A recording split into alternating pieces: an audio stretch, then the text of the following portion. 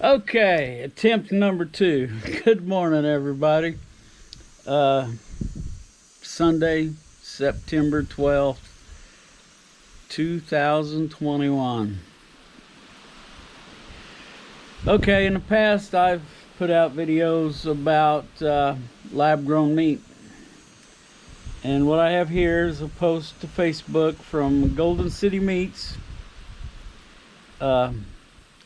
They have had their USDA inspector taken from them.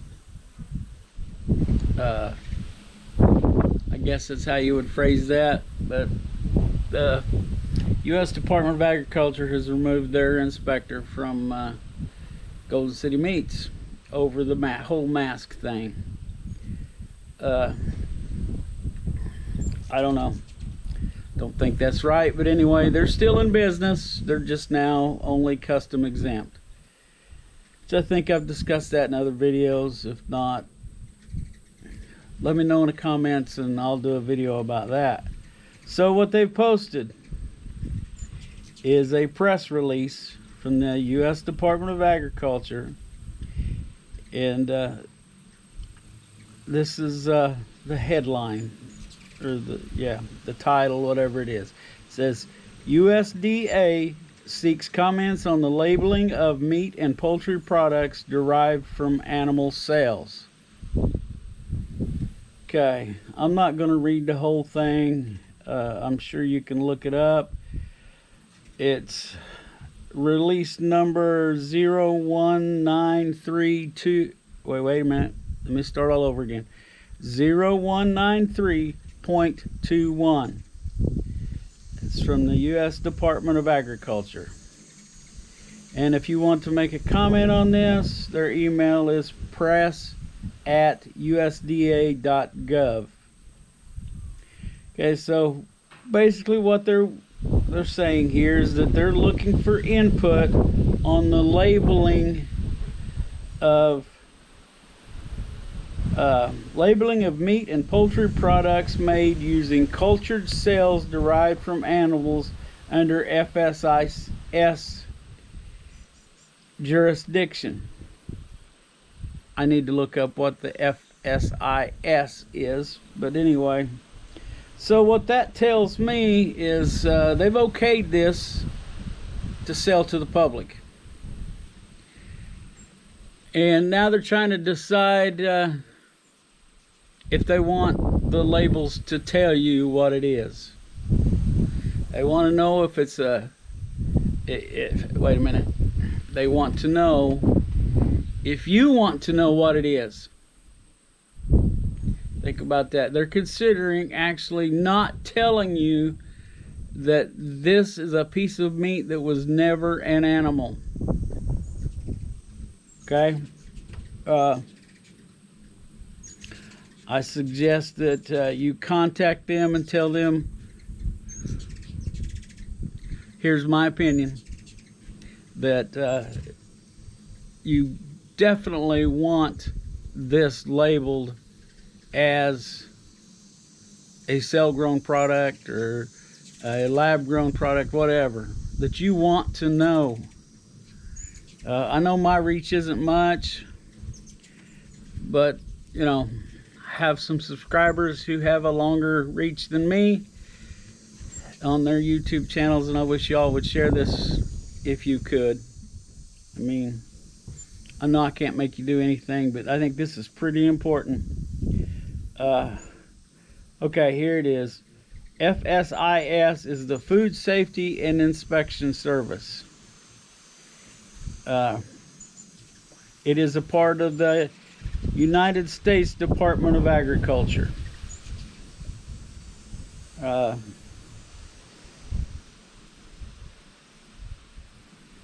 says this ANPR, which, let me go back here, ANPR is Advanced Notice of Proposed Rulemaking.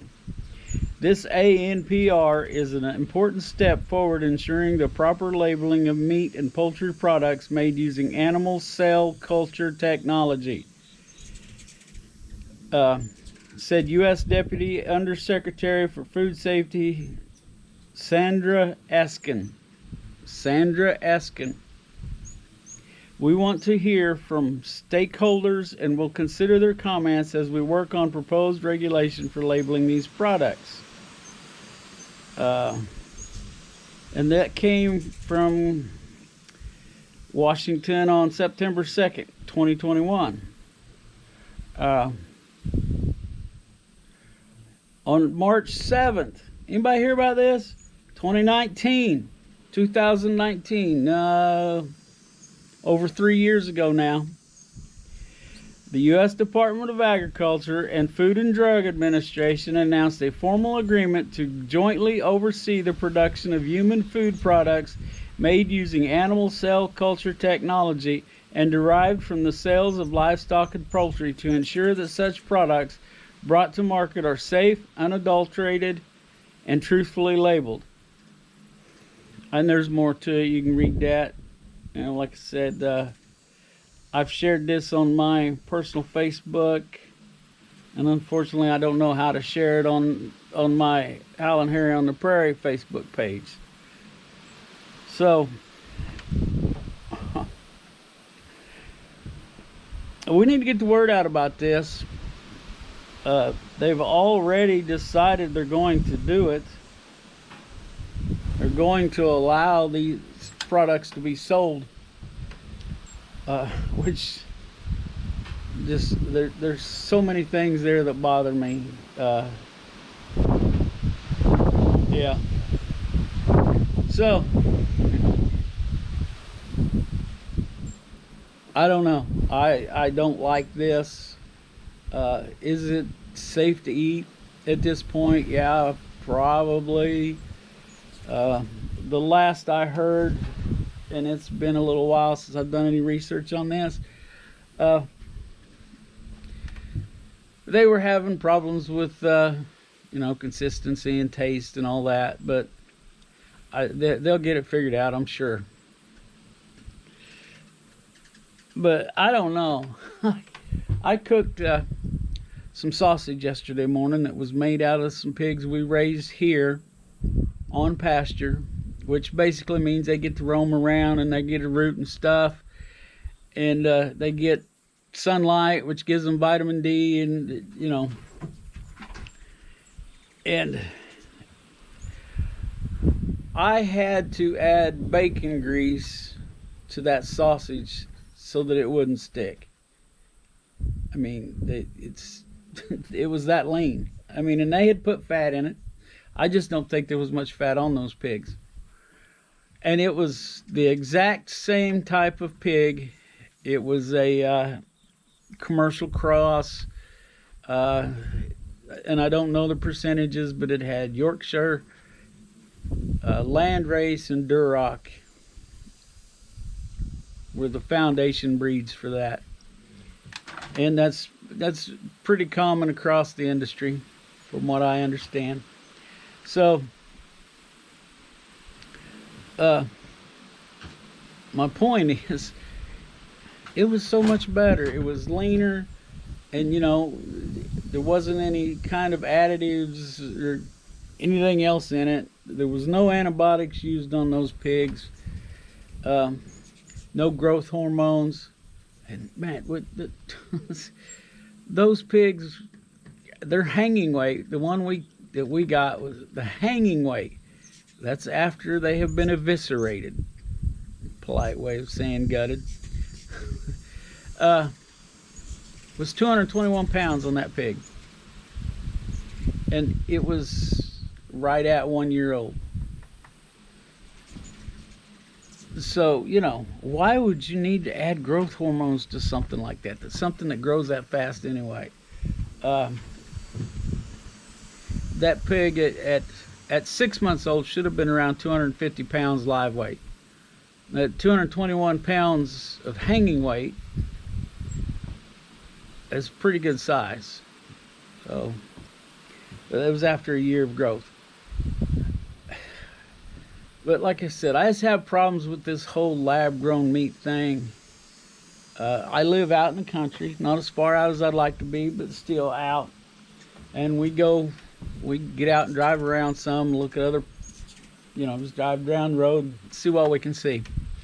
You know, we get up into what I call Amish country around here.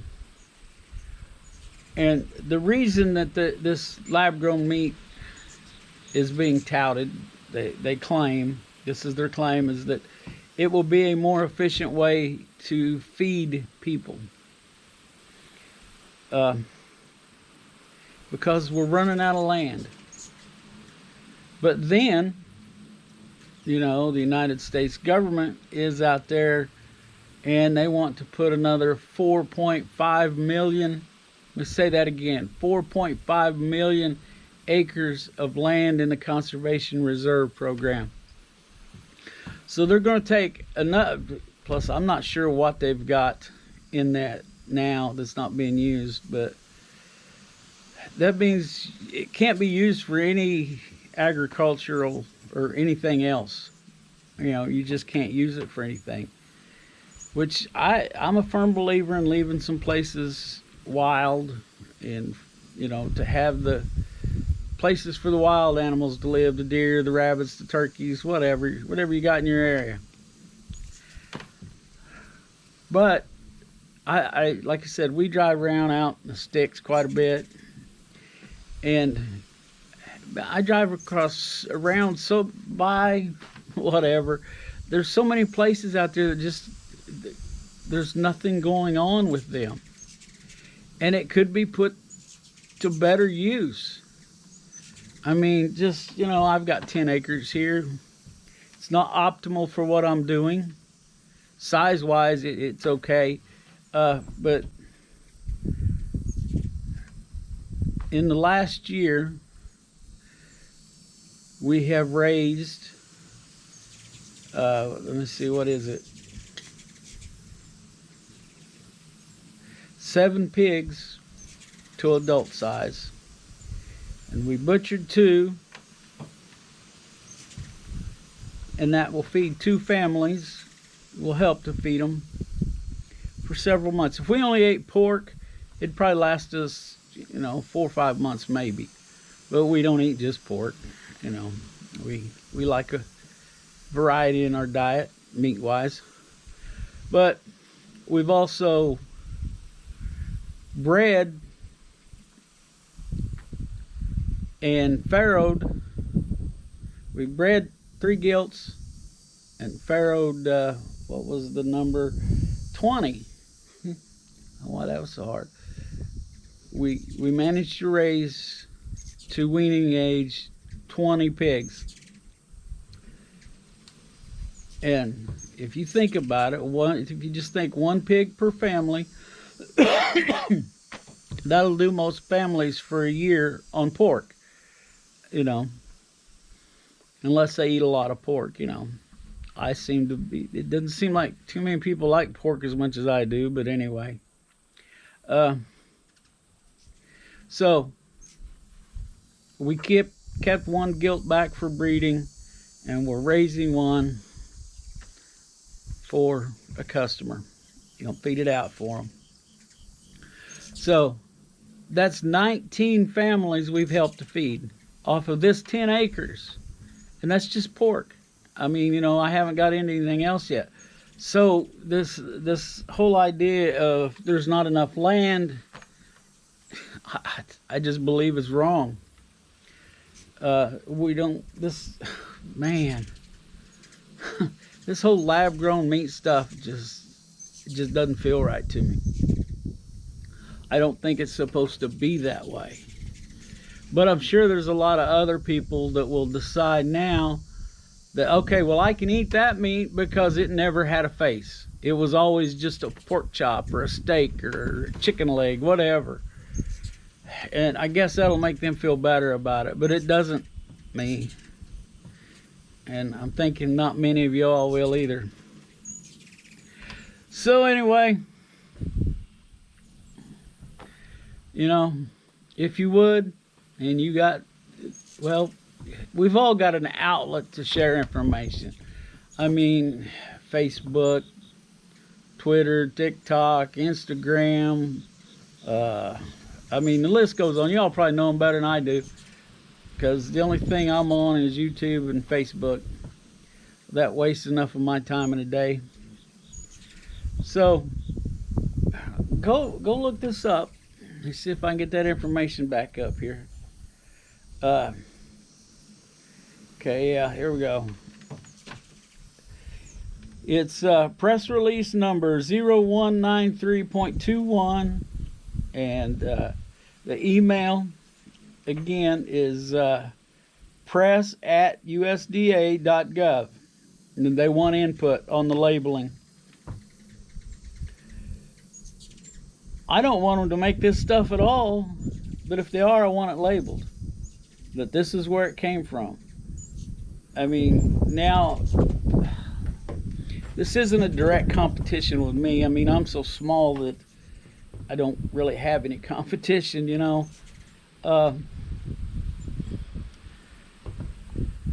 But if I was, if it was, I would want people to know, look, this stuff over here came from a lab. This stuff over here, you know, I think there ought to be labeling, but this stuff over here was raised